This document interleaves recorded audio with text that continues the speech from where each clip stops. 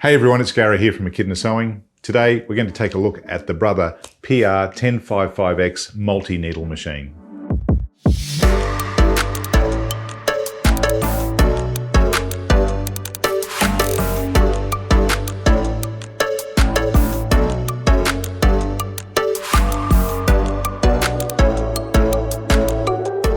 Well, here we are, the 1055. You know, I have lots of conversations with people, have had for many, many years now, about why would you consider buying a multi-needle machine? And for me, it just takes a little bit of understanding of what they actually represent and the differences between this and a home-style machine. You know, the Brother PR series machines first came to Australia about 2005, and we were lucky enough to start selling them back then. And that was the 6-needle model, which was incredibly successful. And again, there was a lot of trepidation from people understanding, you know, why they would go to a multi-needle. So we put a lot of effort into it to explain the differences and in real terms. And in fact, on our website, there's a great article which fully explains the difference between a multi-needle and a home-style machine. Now, I do encourage everyone to take a read of that. But what I'm going to do now is kind of dig in on those differences for you, so you know firsthand just why you might look at one of these guys as potentially your next machine. And you know, one of the first questions that people ask me is, who actually buys these machines? Surely they've got to be for business. That's not quite true. In fact, when we do trade shows, it's quite funny because people walk past us, particularly a husband and wife or a couple, and if they don't embroider, they tend to stand in front of one of these machines because they are very alluring, and they stop and watch, and the first comment is, "Oh, well, you must be running a business to want a machine of this caliber." And if you're a serious embroiderer, you know you don't need to be running a business to want to have the best technology. And that's the interesting thing. I would think about probably 80% of all the people who buy this style of machine are actually home hobbyists who just want the best technology, the best features, the most convenient features, and the most efficient features to satisfy the needs of the hobby. A lot of those folks do end up using these to make a little bit of money out of the hobby. A lot of people also then actually build a business around a machine like the Brother multi-needle machines. So whatever your needs are, understanding what this product represents will help you make a really informed and guided decision. So I guess that's where we're going to head now. I'm going to start from the top and move all the way down the machine. I'm going to talk about the features that are very different. And underpinning all this, I'm going to try and keep it as simple as I can, because honestly, these machines are simple to use. I've been very much on the record for saying over the years that I believe these are often, this style of machine, particularly the Brother, is an easier machine to use than a standard home machine. So we'll see what you think anyway as we dig into it. So let's start our journey. Well, the first and obvious difference is it's a multi-needle machine. And obviously, we've got 10 threads up on the back on this thread stand up here. And a lot of people look at this and go, wow, that looks so complicated, but it's not. So when you've got your threads on the tree back here, the threading process is quite simple. I'm not going to thread the machine now. We have videos that show you how to do that. Suffice to say though, it's a simple path. Everything is numbered. You've just got to follow the logical steps that it shows you on the videos. In fact, the machine screen also has instructional videos, very detailed instructional videos on how to thread the machine all the way through to the needle. So what's the benefit of multi-needles? It's obvious. You don't have to babysit your machine as much. So for example, if you're stitching a design that's got up to 10 colors, you simply load your colors on the machine, hit the go button, walk away. The machine will automatically change to the appropriate color needle, because there are 10 needles on here, for the color stop that it's about to do. So that's obvious. It's a massive time saver. A machine like this also tends to run a bit fast, and we'll talk about that a little bit later, but the benefits of automatic color changing can't be overstated. It's just incredible. Now I'm going to show you quickly a design that I kind of love. It's, I know camera guy got this on screen. So this is an interesting design. It's one of John Deere's embroidery legacy designs. It's very detailed. Hopefully the screen's doing it justice, but we've got little 1 millimeter wide satin stitches, all stitched in gold metallic. And there's not one stitch out of place on this design. It's quite a large design too. I can tell you, and I know because I stitched this design, there are 87 color changes in this design. And you might think, well, surely you would just do a color sort, because even though it's got 87 color changes, there's only 7 colors used. Why did we not just do a color sort? Because if we did, the design wouldn't stitch out correctly. We would not have the beautiful fine detail that this design is exhibiting. And particularly, if you can see it on screen, there is not one stitch out of place. There's no registration loss on the design. And that's because each part of the design was done so as that the outlines were perfect. And when you're running gold metallic 1 millimeter satin stitches, you want a perfect stitch result. So 87 color changes, 7 colors. Now that means if you were doing that on a home machine with one needle, you would be doing 87 color changes and rethreading your needle. Yeah, I'm not sure I would, but some people do. On a multi-needle machine, all we've got to do is put our 7 colors up on the thread stand, tell the machine what needle those colors are on. It's a very simple process, and the machine will then automatically reselect every correct needle for every color change. You don't have to do a thing. It's just done automatically. So that's one of the huge advantages of a multi-needle machine. If you do have a design that's got more than 10 colors, and a lot of people do ask this question, what happens then? Let's say, and it's quite common in the home market to get designs that have got 20, 30, 40, 50 colors in them. They're quite detailed designs, of course. But if you do happen to have one like that, the machine is very clever. When it finishes, say, the first 10 colors or however many colors it thinks it can do before it needs to have another color put on the machine, it will stop and it will tell you, for example, if the 11th color is a new color, it will say, right, put this color, whatever that color might be, on needle 1, for instance. You just got to follow the instructions. It tells you exactly what to do. Absolutely a massive time saver when it comes to embroidery. And once you've stitched your first design using a multi-needle machine, and like most people who have these, and if you have one, you can comment and tell us, it's just extraordinary. There's a sense of, why didn't I do this earlier? So that's the big noticeable difference. Multi-needles versus one needle, time saver, much easier, and you'll get far more embroidery done. Now, the next thing I want to explain is the stitching mechanism itself, because again, this is the sort of thing you don't really ever get the right information on, or nobody will usually explain it to you. All sewing machines basically form the same type of stitch, whether you've got a $99 toy machine or a $20,000 machine. It's the actual way a stitch is formed. It's a lock stitch, and it's very, very similar. However, when we're talking embroidery machines, one of the fundamental differences on the Brother PR series machines is that they have a very beautifully balanced stitch. And I'm fairly confident in saying that you'll get a better stitch quality out of a machine like this than pretty much any other machine on the market. There's a few reasons for that. The first one, and most importantly, is the stitching mechanism itself. They do use a standard industrial rotary hook system, which is pretty much normal for any industrial style machine. But on this particular model, or the Brother PR series models, they do have what we call a rotating or a rotational tension system. Now, most of you would understand, if you've sewn for many years, that the tensions on your machine are typically 2 discs that are steel discs that are pushed closed by a spring, and they apply pressure or tension to the thread, and that's what basically sets the stitch on your fabric. When you're applying pressure to thread, you have the variables of thread to consider, and thread does vary, whether you're using rayon, polyester, acrylic, metallics, all sorts of different things. You can get variable tensions. So what these machines do, and one of the real secrets of their success, is they have this spinning or rotating tension. I'm going to get camera guy to see if we can follow this. But when we thread the machine, I mentioned just earlier, it's all numbered. You just follow the numbers. And in fact, I will point out this little thing here. Hopefully camera guy can see this. But we have a little gate up here, and if you can see that, it flicks across. So we open it, and I can see through these little holes now to get our threads through. When we've threaded everything, we just simply close that. And it applies a very, very light amount of tension, if you like. I like to call it an anti-kinking device. So, you know, sometimes thread tends to twist and get caught in itself, particularly metallic threads.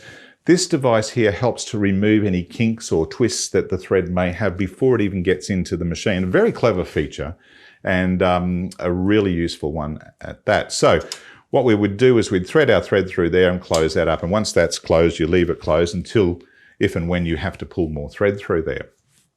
The thread obviously follows down through the path, comes under a little pre-tensioning spring here. But here's what I want to explain. I'm going to go to needle number 2, for instance. So the way these work is we start with needle 1 on the right side and 10 is on the left side, and it obviously just counts up to there. So I'm actually going to use needle 2 or tension number 2 to show you what this spinning tension is all about.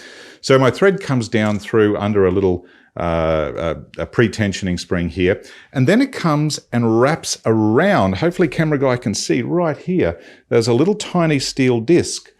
And you might think that the thread's going to go between 2 discs, just like any other normal sewing machine, but it doesn't. It wraps around that little spinning device, one complete turn around. And I'm just going to pull my thread out of needle 2 for a minute, and I'm going to pull the thread, and hopefully camera guy can see that, spinning. So that little wheel actually spins as we're stitching. Now, it's very clever because that little spinning wheel is also a sensor. So if that's not spinning correctly, it's telling the machine that, hey, something's wrong. The machine's not stitching correctly.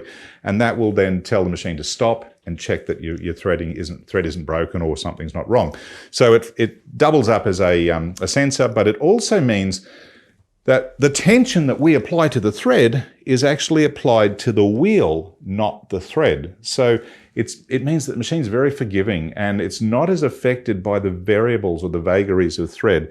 And if we were to turn that tension down a couple of turns, it's not going to make a massive difference to the result. It's just going to fine-tune the stitch quality.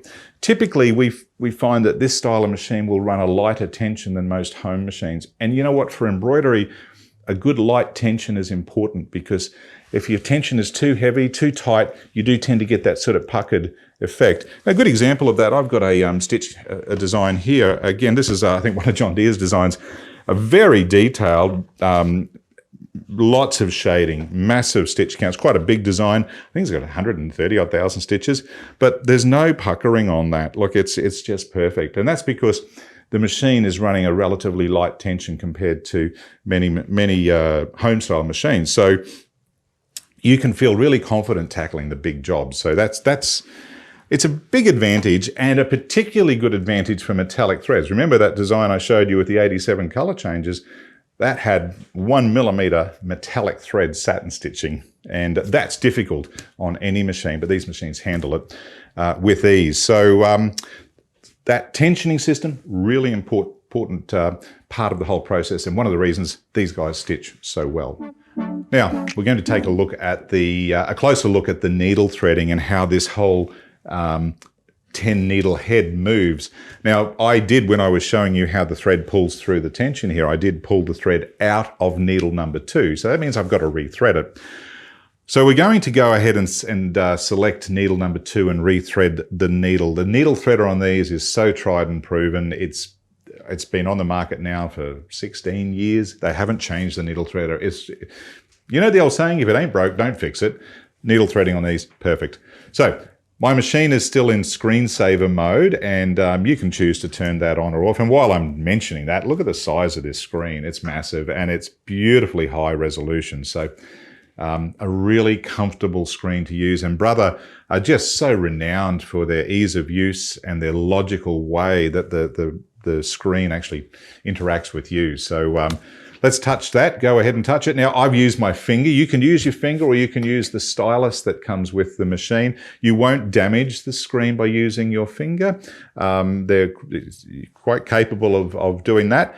And I find the stylus is just a bit more accurate than my large finger. So what I'm going to do now is, currently my machine is on needle 2, but I just want to show you here, if I wanted to move the head of the machine across, I can just go into this button here and by hitting whatever needle number I want, the head will move across. And that's how it works when it's embroidering. It will move to whatever needle the color is on that you're about to use. So I want to go back to needle number 2. So I just click number 2. My machine is, I've got everything threaded all the way down to the needle bar guide. But to thread the needle, hopefully camera guy can see this. I'm going to try and keep my hands out the way. I just hit the needle threader button. And the needle threader comes down and engages into the needle, and all I've got to do is from left to right, just hook the thread around a little fork that comes down around the needle. You don't really need to get too close to it to see it.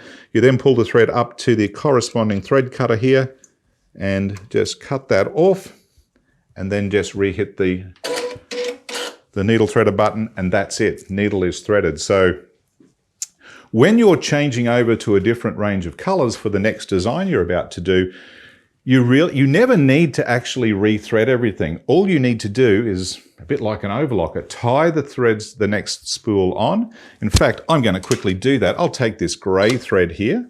I'm going to cut the thread, or break the thread. So I've now broken the thread, and I'm now going to tie that in any little wee knot. You don't need anything special. And tie that thread off. So I've got a nice little loop there. I'm now going to go across to needle number, that's needle 9. So I'm going to go across to needle number 9. I'm going to pull the thread out of the needle eye, and I'm just now pulling that knot through the machine. It comes through beautifully smoothly. There's my knot. I hope camera guy can see that. So I didn't do anything special. I just tied it on, and now I just need to hit the needle threader button from right to left. It's much easier when you're standing in front of it, of course, and then come up to this little guy here, pull the thread down, and then hit the needle threader button, and that needle is now threaded. It doesn't get much easier than that, right? So we've covered on the 10 needle design of the machine, or the multi-needle design of the machine. We've talked about the stitching mechanism, the tensioning. We've talked about the threading, the easy needle threading. Perhaps the next and equally as important aspect of a multi-needle machine like this is that it's what we call a tubular machine. Now, unlike home machines where the part of the hoop, for instance, that actually attaches to the machine is almost always on the bottom of the fabric. And for those of you who have ever embroidered anything that's relatively difficult, like tubular items or t-shirts and things, you've got to play a bit of gymnastics with the fabric to keep it out the way while you're stitching. Well, multi-needle machines typically, or the PR series machines definitely, are a tubular machine. What does that mean? I'm going to show you with a practical example here. I've got this little one of our Echidna bags, and obviously it's just a carry bag. This is what we call a tubular item. Hopefully camera guy can see in there.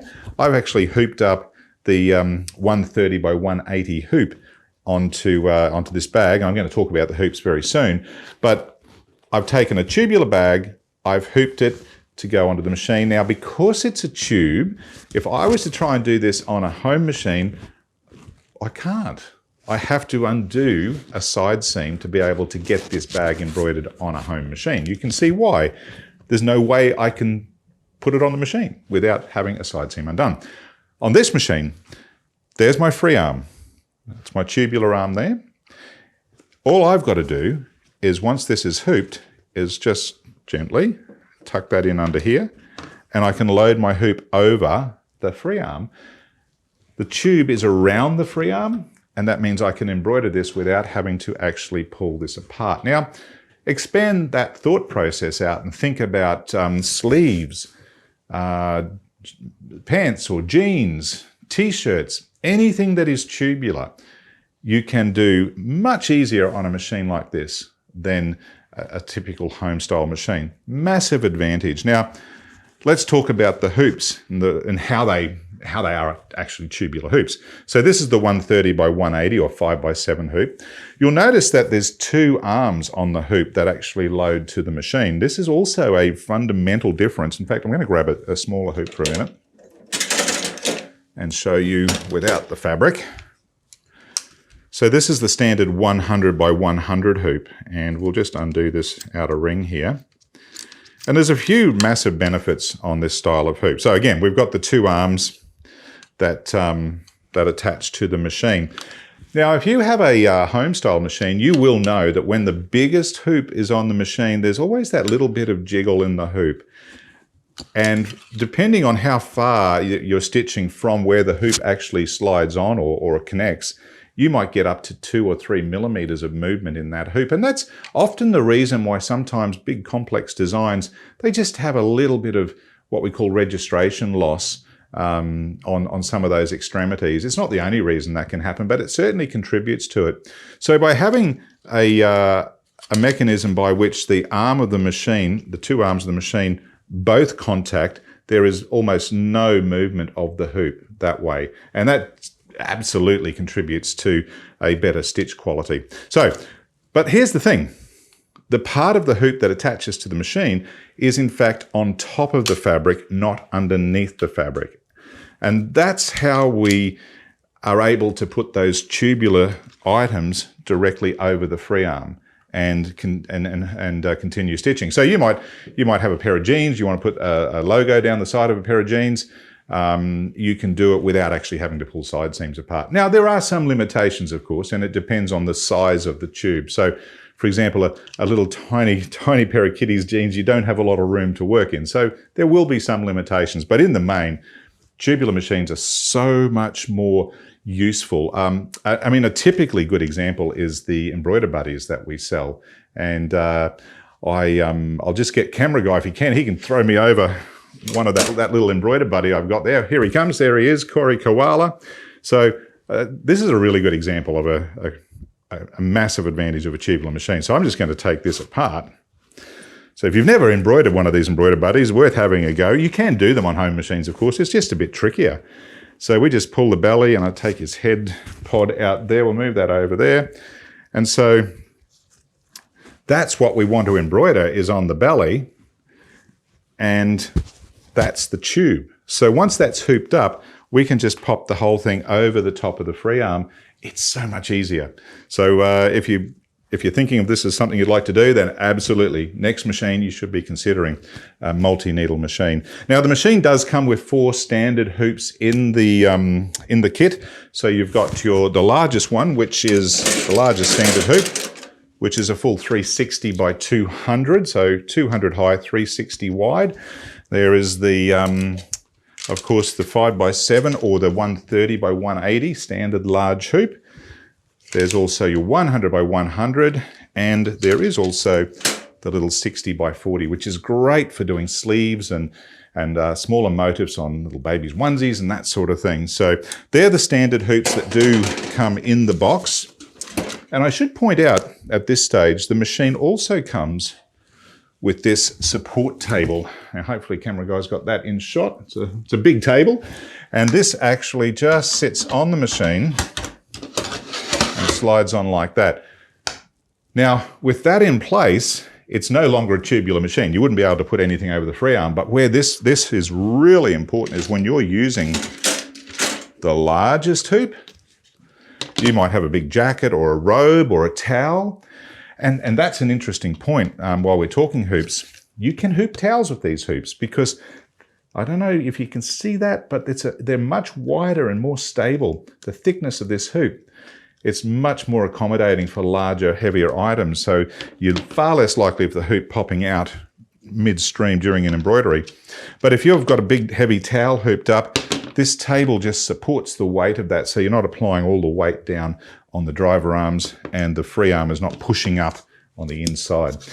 It's also very good for using the incredible magnetic hoops that are available now, and all the different aftermarket hoops that are just flooding the market now, so the different things you can do using a machine like this. So that table is standard in the box, and I just wanted to mention that just quickly. And another thing it's useful for, and in fact imperative for, is the jumbo frame. Now this is not a standard hoop that comes in the box, but they are readily available. This is a 360 by 360 embroidery area, and definitely essential to have the table when you're using this particular hoop. And why would that be useful? Let me quickly show you this.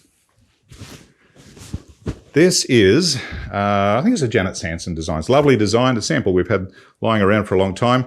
This little patch here is the design as its original size. In fact, camera guy's got that in shot at the moment. This is actually 4 designs replicated, 4 100 by 100 designs to get that lovely little cushion cover. And then we took the same design and we resized it to be 360 by 360. And that's done in one hooping using the jumbo frame. What it does is very clever. I won't go into the details now. I'm sure we've got videos on this as well.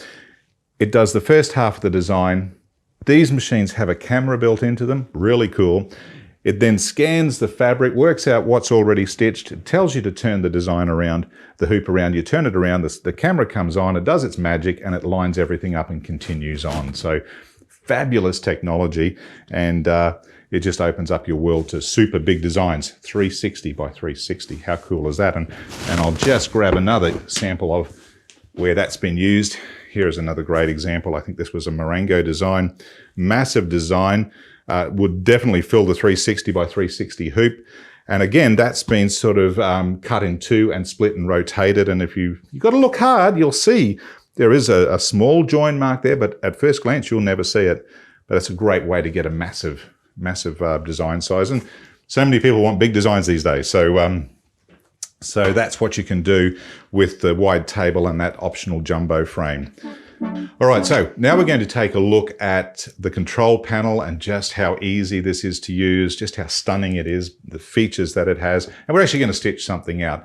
Now, this is still in screensaver mode. I'm just going to grab my little stylus again. So all I've got to do is tap the screen. I am actually going to take this wide table off now. I don't need it for what I'm about to do. So we just slide that back out. I can just leave it hanging there if I didn't particularly want to take it away. It's I could do some basic embroidery that way, but I'm going to take it off and it just simply slides off that way. I'll move that around the side, and that is part of the machine. That table does come standard. So here we are. Things I love about the Brother interfaces. The buttons are big. I don't know about you, but the older I get, the smaller things seem to become. And I love these, the big buttons on here. They're easy to navigate around. I've got quite a lot of built-in designs. In fact, there's over 1,000 built-in designs. I know all of you have probably got tens of thousands, if not hundreds of thousands of designs in your stash. So the number of designs may not be exciting, but there are some beautiful designs in here, some beautiful big designs. And to access the design functions, you've got a few different memories. So each of these buttons will give you another subset of designs. So for example, if I wanted that butterfly, I just click on it. It gives me a beautiful 3D view. And if I scroll down here, I can see all the other designs in that menu as well. But I'm happy with what I've selected, so we just go set. The next screen will let us do certain things. I can resize the designs. Now, great feature on the PR1055 is that when I hit the size button, if I click this little button beside us, it will now let me resize the design down to about 50% or up to 200%, and it will recalculate all the stitch data. In other words, it will still stitch out beautifully. Now, like any resizing of designs, there are some limitations that you should consider, and that is it a quality design? Is it a very detailed design? If you make a really detailed design really, really small, then the detail becomes really small and it may not make any sense. But nonetheless, if I wanted to resize this design up, all I've got to do is click on the little size button, and you can see the massive difference I've made to that design, and that will still stitch out beautifully. So resizing is cool. I could just click OK to that. I can rotate, I can mirror image. I can even adjust the density of the design. So I'm sure you've all stitched designs from time to time where you go, oh my gosh, that's a dense design. I wish it wasn't that dense. So you can actually go in on the machine without going to your software and change the density of a design if you wish. I don't need to do that on here. I can go into my color button and I can actually change the colors. So if you wanted to preview the design using different colors, you could. One of my favorite features on these machines is a thing called color shuffling, and this design actually suits it quite well. I personally have, I'm challenged with colors. And so when you get a design that is potentially a bit abstracty and you're not quite sure what colors to use, color shuffling lets you just say, you know what, give me a random range of colors. I'm going to just let the machine do its thing. And it will now just go through and give me a whole raft of different options, and I can just refresh the screen until I see one I like, and if I like that one, I'll just click it and it will then change all the colors for me. I don't need to right now, I'm going to leave it as it is. But you can choose some random colors, gradients, soft and vivid. You can even tell the machine what colors you want to use, and it will then give you multiple variations of that design using only the colors you've selected.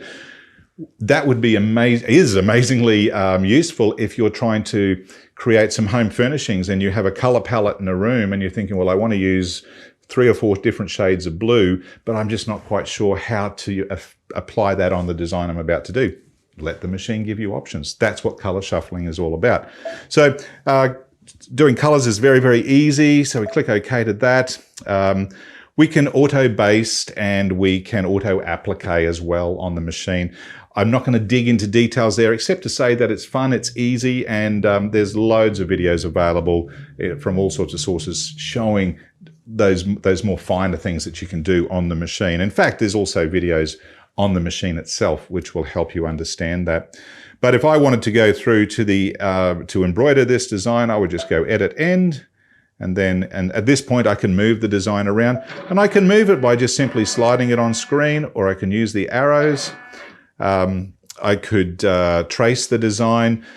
I've got all sorts of amazing technology, which I'm going to show you in a moment, but this has the camera function built into it, so wait till you see that. But at this point, if I wanted to go to stitch, I just hit embroidery, and that design is now ready to stitch. It's telling me to put these colors up on the machine, black on needle 1, then the second color is flesh pink. And so if you just do what it says, it will work for you. It's as simple as that. We're going to dig a bit deeper into that in a moment. So let's just close that down. I'm going to go back to my home screen because what I want to do now is actually show you in practice how we would stitch that red bag that I've already hooped here.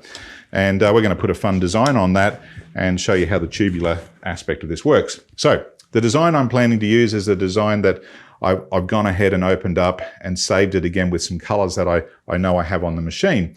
So I'm going to stitch this little lion's head there. I'm actually going to make it a wee bit bigger. So once I go to set, I'm going to go into size, and we'll make that pretty much to suit.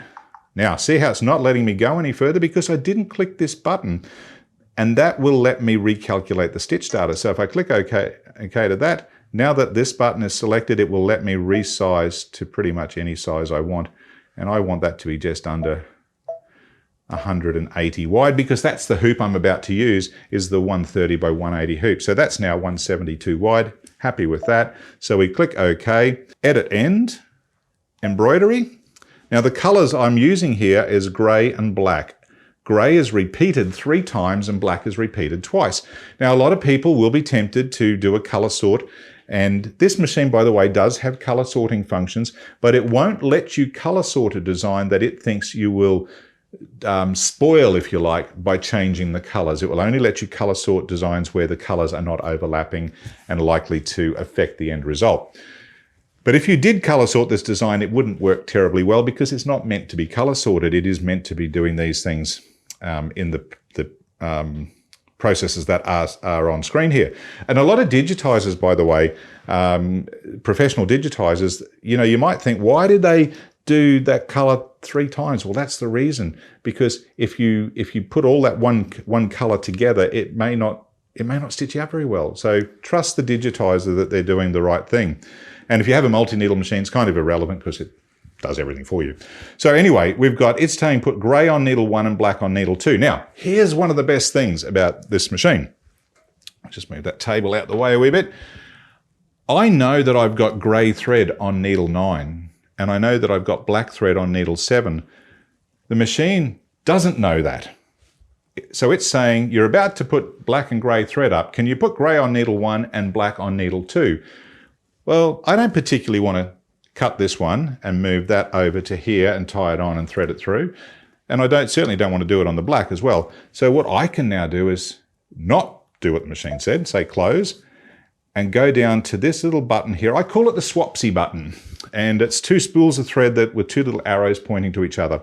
If I click on that button, so the machine is assuming I'm going to do what it's told me to do. It's saying put grey on one and black on two, and I'm being a bit obstinate. I'm not going to do that. As I said, I know grey is on needle 9, so all I've got to do is now tell the machine, take grey and put it on 9, swap. So grey has now been assigned to needle 9, black is currently assigned to 2, should be 7, so I'm going to take 2, 7, swap. Then I'm going to click OK, and now look here, grey is going to use needle 9, black is 7, grey 9, black 7, grey 9. So it will automatically select the needle, and all I've got to do now is click, or in fact load up the hoop, so we'll do that. Now, a really good part about these multi-needle machines is that if you're using a genuine Brother hoop, it's almost impossible to get it wrong and stitch over the hoop. You won't see it terribly easy. The camera guy might see this. There's a screw just here on the frame holder or the hoop holder, right down where my finger's pointing. And there's another screw sort of behind the head of the machine. You only have to undo the one on the left here, and then I can slide this arm.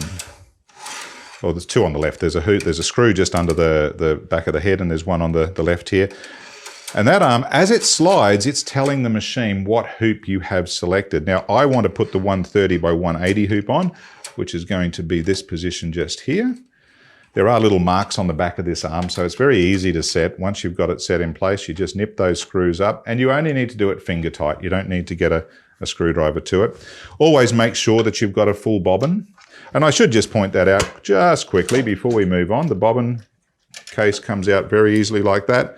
I'm using a sideless bobbin, but you can wind your own bobbins if you wish. The machine does come with a very, very nice bobbin winding unit, but all I've got to do is drop it on the floor. Well done. I'm sure you've all done that 1,000 times like I have. So all we've got to do is pop that bobbin in there, hook it around there, and just break that off. We need about 3 or 4 inches of bobbin thread hanging down. Now, a little tip, when you're loading the bobbin case, if you are the type of person that likes to load with the latch, hold it open, pop the bobbin case into position, let the latch go, and then make sure you hear it click into position. I've had so many people who hold the latch open and put the bobbin case in, but they don't put it in far enough and they don't listen for the click. And if the bobbin case on any machine is not pushed in all the way and you start stitching, you could end up with a nasty little jam up of thread and potentially damage something. So that's the way I would prefer to see you load the bobbin. That's all done. We can just close that up. And then it's just a matter of carefully making sure that the handles of the bag are not going to get caught somewhere. Now, I mentioned these have 2 points of contact, and they just literally slide under. So just slide it on till it locks into place, and there is no movement on that hoop. There's no wobble, there's no lateral movement. So it means if you're doing a really detailed, complex design, you're going to get the best possible stitch out. Now, taking the hoop off, I'll show you at the end. We're about to stitch this design anyway. So all I've got to do is click OK now. It's all set to go. The red lock button is on. Once I click this, this goes green. And once we hit that, we're stitching. Let's take a look at it.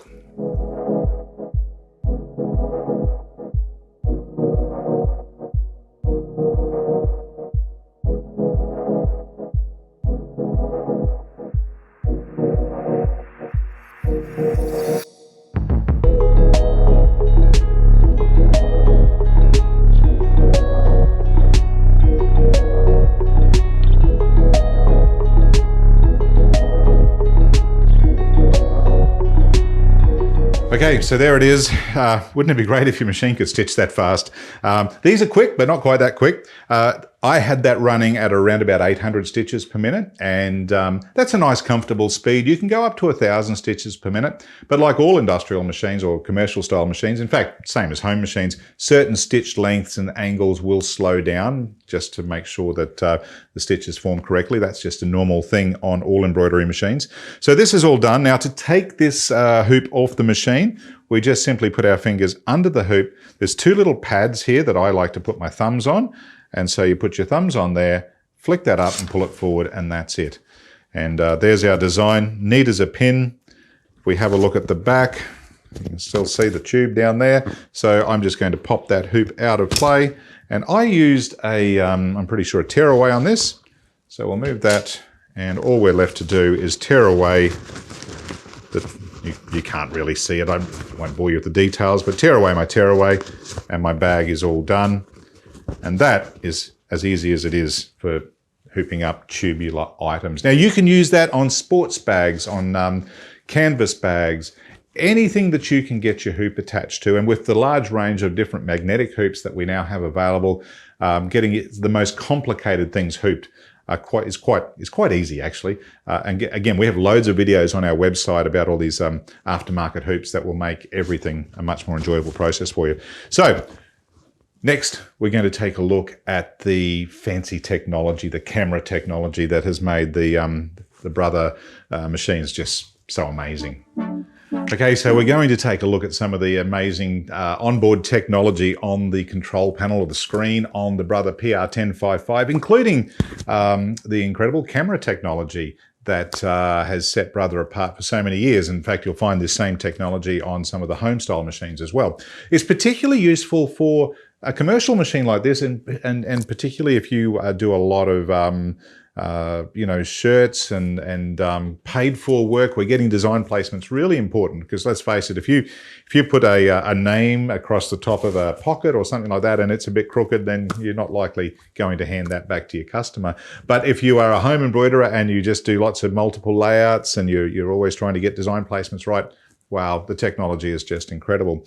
So best way to explain this is dig into the control panel and show you a bit more about it. I mentioned earlier, loads of fun designs in here, over 1,000 designs. And I should point out before I do move on that the machine does come with an excellent embroidery design guide. So it's quite a thick guide. As I said, there's well over 1,000 designs in here. Heaps of fonts, all sorts of things, which we're going to have a look at now. But this design guide has got all the color change, color sequencing information in it, and a great range of designs indeed.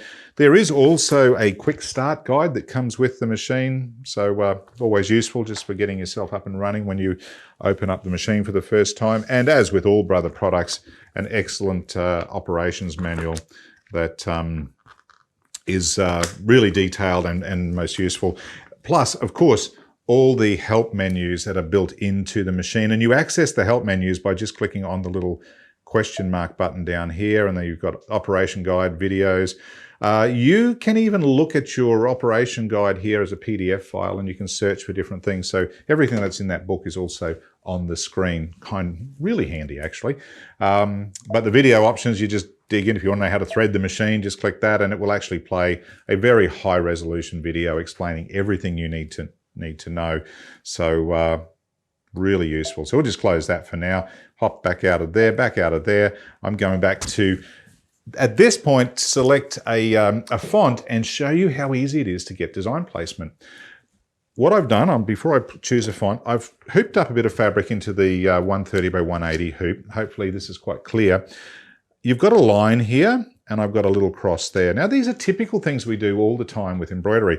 We often have a reference line where we want to line a design up. As I said before, if you're putting a name on top of on a shirt, across the top of a pocket, or maybe something along the back of a yoke seam on a shirt or something, or anywhere, really, whatever application you're using, and you've got a reference line, typically most people spend a lot of time making sure that they've hooped this line up perfectly square across the hoop.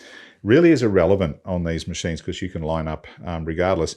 Or if you've got a design and you want to stitch a design somewhere within a project, often you'll put a little cross down and that will be your reference point, the angle that you want to stitch on. And normally you would make sure that that's also very square in the hoop. So you'd take that out and square it up. Again, don't need to worry about it on this machine. So I'm just going to pop the hoop back on. There it is. And I'm going to insert a line of text. Now you can see here when we look at our basic built-in fonts, there's loads of them and you've got all sorts of options, but I'm just right now going to take the standard font and I'm going to type in the word brother. I'm going to choose a medium size. You can resize all the different fonts in here and it will recalculate all the stitch data for you. I've just chose medium and it'll make sense in a minute. I'll just type in brother, T-H-E-R, and at this point I have options to space the text. I can also do all sorts of wonderful things, put it on an arc, reverse the arc. I can spread that arc out. Whatever I want to do, I can do. I'm just actually going to go back and set that back to straight, actually. And right at this point, I'm going to now resize that down because I want to make it a wee bit smaller. I'm going to take it down to about, that'll do me, 60 mil. And click OK. Now, there's a number of ways I can actually set this design in position. The way I'm going to do it initially is the quickest way, by just turning, going to my edit end screen, so go to the next screen, and now I can actually turn the camera on. So this is going to turn on a camera on the machine, and it's showing me the word brother, the design that I've got selected, and just behind there you can see there's a black line. That's the line on my fabric. Now, if I wanted to move that word brother upwards there, I've also, you'll notice I've got the green crosshair turned on. We'll just turn that up a bit faster. I'm going to move that up to there. So I've just got it sitting above the line there for a minute, and I'm going to take, whoops, go the other way, take this across.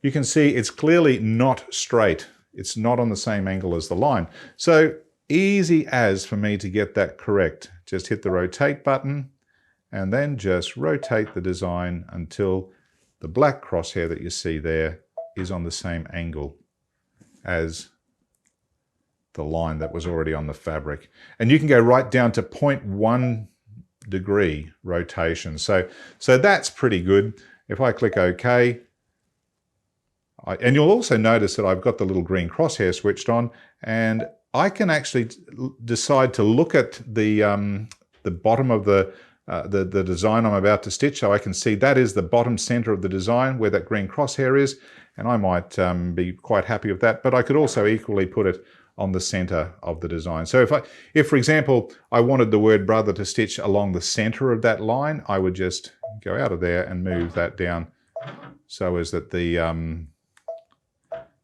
line is directly centered.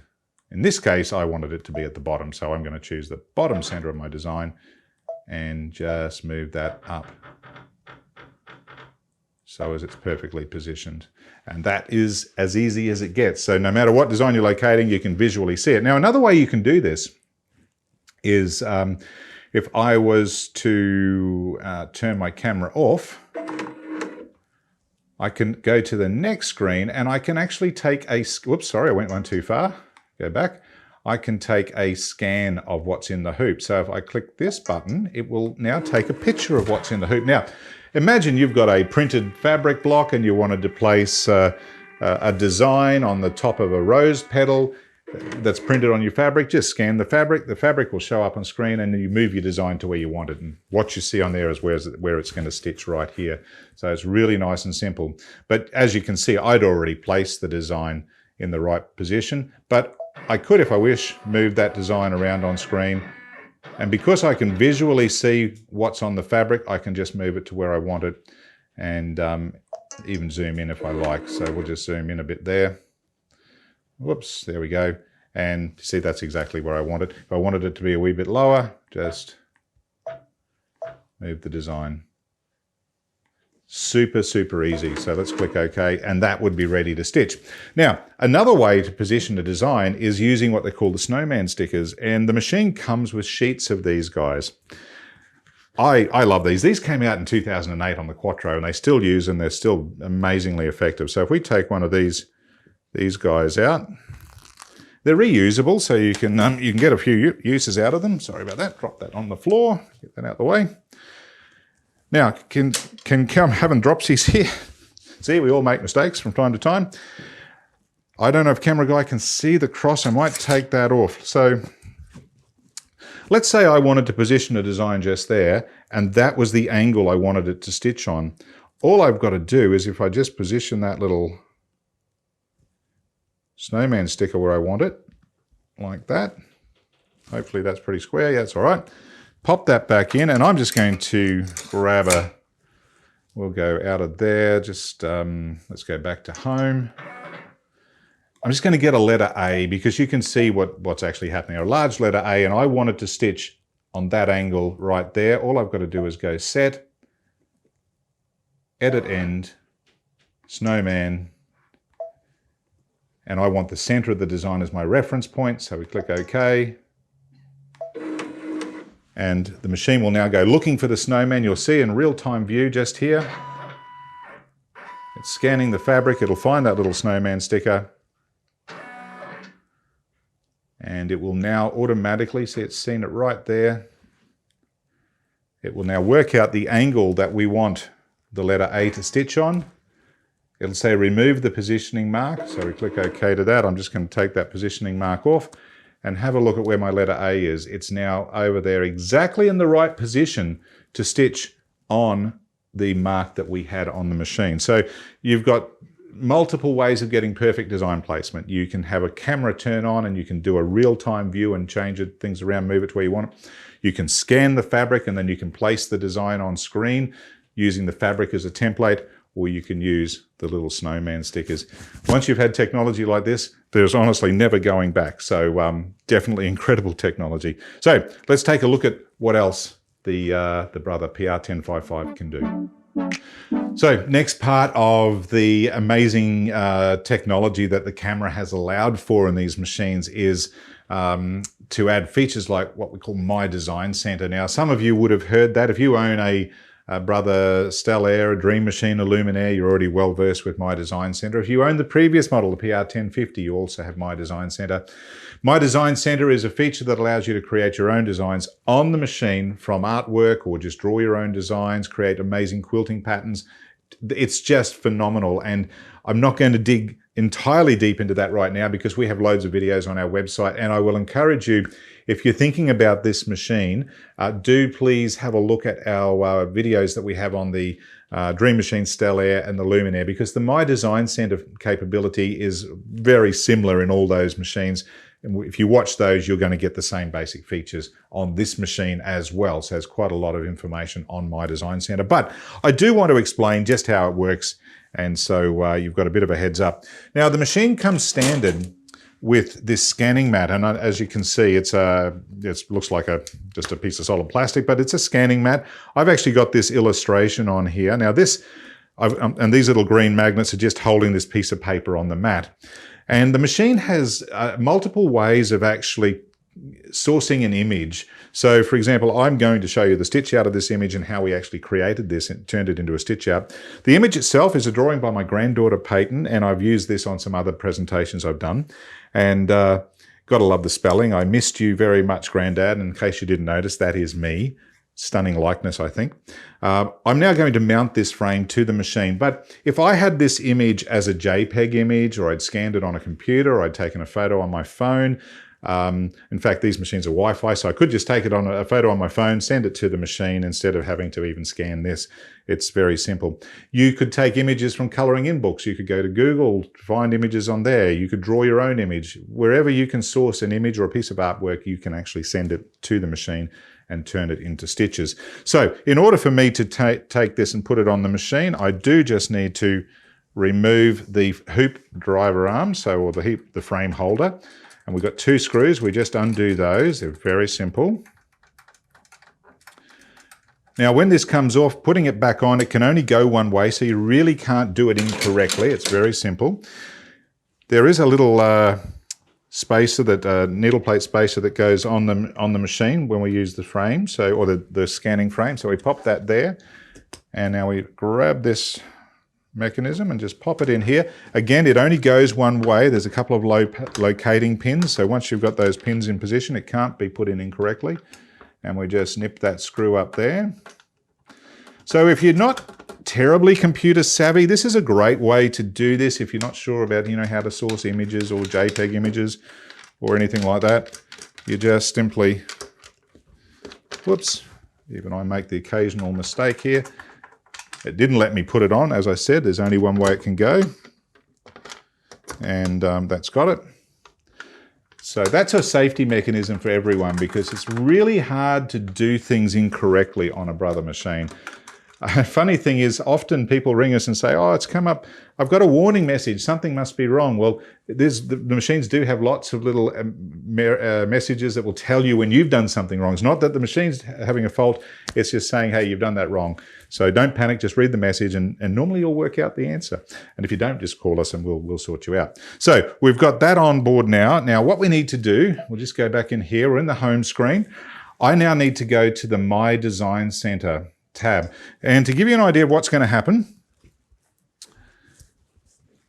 that's the first stitch out we did. Now this little sample's been around a bit. The felt's getting a bit fluffy and pilly, but that's all right. So I'm going to do that first, and then I'm going to show you how easy it was to turn that same image into a full color image. So if you've got any machine, any of the Brother machines with My Design Center, this applies to you. So we click OK. And the machine now will recognize that that scanning mat is on the machine. And I now, first of all, need to scan that in. And we basically work down the screen. I'm going to make a little judgment call right here. That's a line drawing. If it was a solid color drawing, I would actually bring it in as an illustration. In this case, it's a line design. But if I was just scanning a piece of fabric or scanning anything and I'm not sure what I want it to be, I could just do an image scan. But I'm going to bring it in as a line design, and we're now going to go scan. The machine will now do its little recognition thing, and it's using this black and white sort of bar just here. It uses that to get all the color set for the room. So different rooms will have different light conditions. Scanners are reliant on lots of things going right. So that's just some nice little safety bits there to make sure it all works correctly. So it's now scanning the frame. The camera is basically up in under here. It's quite a quick scan compared to the previous model. It's certainly much quicker. Now imagine child's drawings particularly are huge, but I know people who actually run a business just taking simple child's drawings and making memory quilt blocks and stitching it on t-shirts and doing special things particularly for grandparents, because we'll, we spend any amount of money on our grandkids. So as you can see here, that scan is now done, and I just want to crop away those green magnets, because that's all they are on there holding the paper on, is green magnets. So I'm just going to crop that away so I don't have to capture any of those magnets. But there is an eraser tool, so if I want to get rid of it, I can. If I can't crop them out. But that's all set. Just click OK. The machine's now detected what it needs to detect. Click Set again. And there's a few little tiny bits of marks on the paper that I don't particularly want. So I do have the ability to zoom in and have a close look at this. And I can move that around there. And I can see there's a little dot of stuff there which I don't want. So I'm going to get the eraser tool. And I'm just going to erase those bits that I don't want. And we'll just have a quick scroll around. I can't see anything else that's going to bother me too much. I want this to be authentic, so I don't want to change too much. So we'll click OK to there and we'll zoom back out. Now for me to turn that into a simple 1.5mm satin stitch, and that's what I did there, just without me doing anything else to it. All I did was went to Next. So now it's letting me do some editing. It's come in as a 2mm satin stitch, and I know I don't want that, so it's telling me there it's 2mm. I'm going to link all those bits together and make one change and make it a 1.5mm satin. In fact, I think it was a 1mm satin I did on this, so that's about as small as I would ever make a satin stitch. Click OK, and presto, we're done. All I've got to do now is go Set and take it through to my machine. Right now though, so I don't have to rescan it again to do the next bit I want to show you, I'm just going to click the memory button and I'm going to save that into the machine's memory. So that's now saved. But if I wanted to take it back into right through to sewing mode, I would just click Set, OK, Edit End, and that's now ready to stitch. And that's what happens. That's what stitched. Nothing more, no smoke and mirrors. It was pretty simple. But if I wanted to do something a wee bit different and make some color, I can do it all by editing the design. So if I now go back to my home screen, go back to my design center, and at this point I want to bring in the design that I just saved. I knew I saved it into here. There it is. That's the one I saved. So I can now go through and play around with this. If I like, I could rotate that around. I find it easier sometimes to work in the right orientation that I'm wanting to use it in. So we can, let's just move that down a bit. So as it's centered, there we go, that's what I want. Now, all I did here was I just erased some of the things and drew some lines in. So for example, let's take a look at the, well, we'll fill the sun with some color. Let's zoom in there. So to fill an area with stitching, I want to fill the sun with yellow. We just click OK to that now. I have two very simple rules to follow. We've got a pencil and we've got a paintbrush. This little menu here with the pencil is when we're working with lines. This menu is a paintbrush, and that means we're working with areas. I want to fill an area, so I'm going to use the paintbrush box, but I'm going to get the bucket fill, and I'm now going to just choose the color I want. I want yellow, and I just click where I want to fill yellow stitches. So that's it. I've now filled that area with yellow. And let's move up a little bit here. I want to fill this area with that orange color. So let's go back in here and choose orange. And that bit's done. And I know I would fill all the little areas in the middle there. So we just go through until we fill all those. And you can zoom right in. I don't need to fill all that in now, but you can zoom in and get into all the detail. Let's have a look at how we fix this. Now, here's the magic. Even though that's, you know, a bit messy, I can just go in with my eraser and we'll zoom in again. So let's zoom in. I can get my eraser tool and I can just rub things out. So if I keep doing this, rub out what I don't want, and then I can just go and fill it with color. I can join lines up again. So for example, I made a bit of a mess of that. So we may just bring that line around there. So I've filled that up. And I might just put a line across there, and we've got a bit of a gap there, so we'll fill that up. And as long as I filled all those areas, I could now go in and choose red. And hopefully whoops, don't want my paintbrush, I want my fill bucket. And so we fill the top of the shirt with red. And then I would erase this bit and fill it with blue. So you can get the general idea. It's really, really simple. You don't have to have a lot of knowledge about digitizing software. And I've got loads of videos showing you how to do all these advanced things, whether it's on this machine or the Stellaire or the Luminaire or the Dream Machine. It's very, very similar, so you will pick it up on all of them. But what a great way to get very, very unique designs. So that is part of my design center, being able to take simple artwork and turn it into stitches. But there's so much more to it. So I don't need to save this now. You got the general idea. Please watch the other videos that we have on our website. But what I do want to show you just quickly is in my design center. Let's just say I take in a fun design. So I don't know, let's get something. That's lovely. Let's say I want to use that as the center of a block and I want to stipple around it. All I've got to do is go set and go to my stipple function. And I can automatically stipple. It's done it, I'm ready to stitch. I could change it to a different size hoop if I wish. Let's go back to say the 200 by 200. We'll find it in a minute. Oh no, so we'll go to the 360 by 300 by 200, that'll do me. So there it is, all done. If I wanted there to be more distance around the outside of the design, I could change that, and I can even change the scale of the stippling. So if we wanted it to be a bit finer, we could actually make that smaller. But I can also do automatic echo quilting, and it will automatically create echo quilting around that design, and I can set the distance between, or the spacing on the echo quilting. So that's just something you can do with taking an existing design and adding some very basic quilting functions around it. But you can go one step further. If I wanted to use some of the built-in, incredible built-in automatic quilting functions in here, I can choose to make a stamp on the design. And at this point, I'm just creating an outline of the design. So as I'm telling the machine where not to stitch, that will do me. If I save that into memory, saving it into my design center, I'm now going to add my design center. And all I have to do now is go into my stamp pattern list, go back up here, choose the stamp that I just made, and now I'm going to add a lovely border to it. We'll just go with this one, and now I'm going to size that up so as it's quite big.